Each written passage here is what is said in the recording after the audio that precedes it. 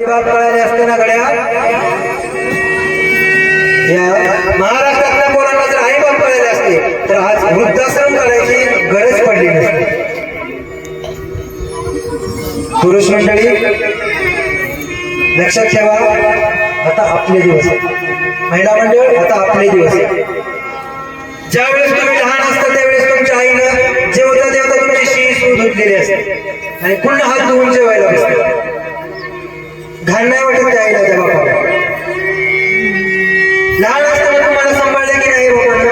आता तुमचे दिवस आहेत. आता आई बाप म्हातारे झालेत ना, तर तुम्ही त्या आई बापाला सांभाळले.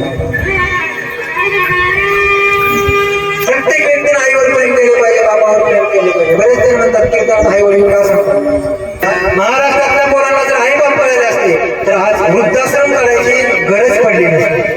असेच नवनवीन व्हिडिओ पाहण्यासाठी या चॅनलला सबस्क्राईब करा.